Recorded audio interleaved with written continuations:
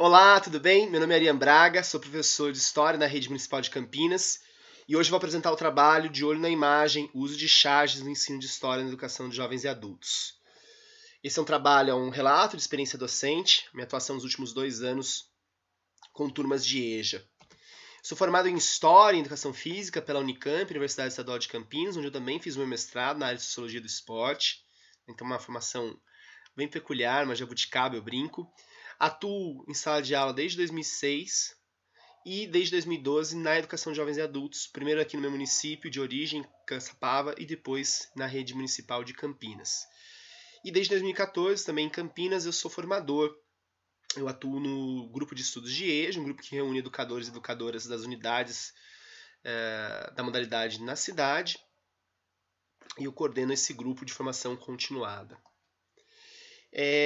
A EJA, acho que é importante a gente frisar aqui, né, conversar aqui, é uma modalidade de ensino com características próprias, não dá mais para trabalhar aquela ideia da suplência, da simplificação de conteúdos, que marcou boa parte do debate da educação de jovens e adultos no século XX no Brasil. Acho que a gente tem que trabalhar agora de uma forma muito mais avançada, pensando metodologias, abordagens, conteúdos, relações que são específicas dessa modalidade. É uma modalidade que vai ter uma diversidade de público, seja por conta da idade, do momento formativo, dos objetivos, desde aquela pessoa que quer a socialização, quer apenas concluir o ensino fundamental, quer fazer universidade, ensino superior. Então são vários os objetivos, uma diversidade grande no nosso público. Até porque ele vai dos 15 anos, no caso do ensino fundamental, 18 no ensino médio, até não há limite de idade.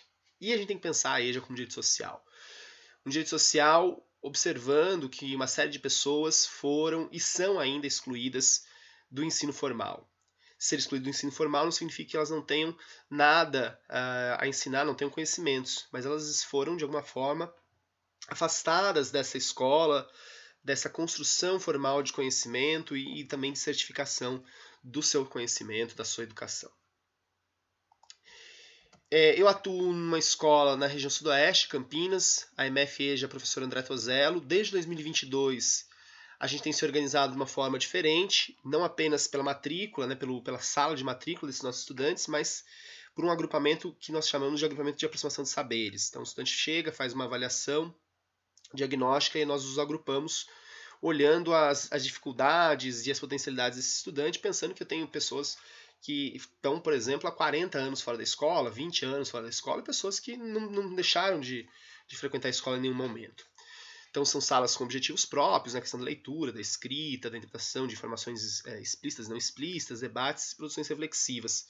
Não significa uma hierarquização, não uma promoção, um rebaixamento, mas é uma possibilidade de organização para que as sequências didáticas possam ser melhor aplicadas.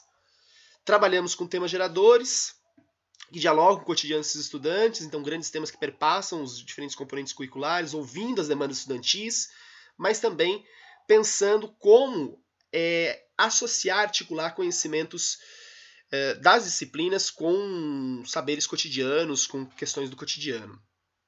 E é justamente nesse sentido de uma construção interdisciplinar, de um olhar para o cotidiano e, portanto, de um constante planejamento e replanejamento que eu apresento também a minha concepção de história, né, que vai para além de uma imposição de recursos mnemônicos, de data, nomes, fatos importantes, mas um uso de fontes, das mais variadas fontes, das escritas, das imagéticas, como é aqui o caso, né, fontes imagéticas, sempre com cuidado estético, com cuidado metodológico, com cuidado na citação, na referência do que eu estou apresentando em sala de aula, né? Lembrando essa questão estética, até a boniteza de que fala Paulo Freire.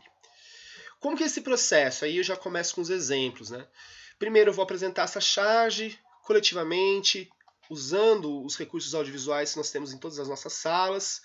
Então, tem essa facilidade, né, do recurso audiovisual, mas dá para fazer isso também impresso, né? Então, esse olhar do estudante à charge, o que lhe chama atenção, nesse caso aqui, por exemplo, né? Uma charge do Latuf de 2018, que chama atenção é que é uma charge preto e branco e com vermelho gritante, que é o sangue indígena, né, sendo derramado. Essa é uma charge que foi utilizada para trabalhar os povos, o grande tema era os povos indígenas no Brasil, e o trabalho específico na sala em que eu utilizei foi esse contato violento. Então veja, para trabalhar a violência do colonizador europeu, do conquistador europeu, essa charge ela é primorosa, né? Porque vai mostrar essa violência com a espada cravada nas costas do indígena, sangrando, mas também uma violência simbólica, né? Esse processo de apagamento da presença indígena de uma história escrita com sangue, uma história europeia escrita com sangue. Depois de apresentar a charge, né, você tem a possibilidade de uma atividade. Vocês viram ali, até tinha uma perguntinha, né? No caso ali era um Forms.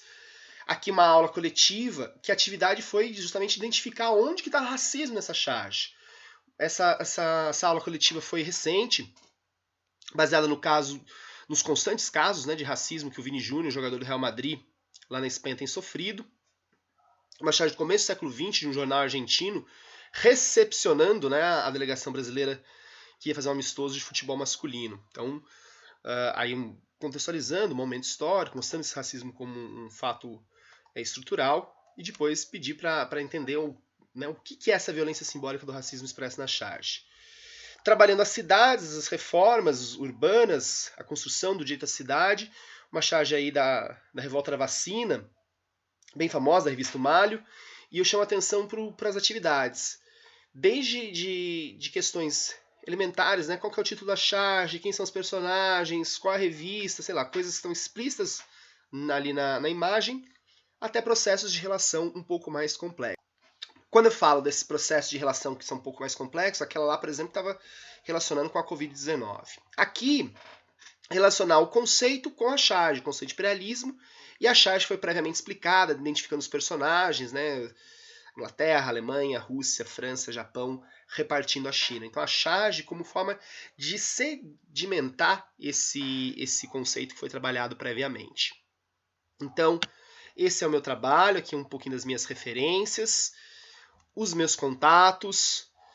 O uso de charge, então, é uma possibilidade na educação de jovens e adultos, uma possibilidade que ajude, através de fontes de época, a compreender os debates coletivos. É isso, muito obrigado pela oportunidade.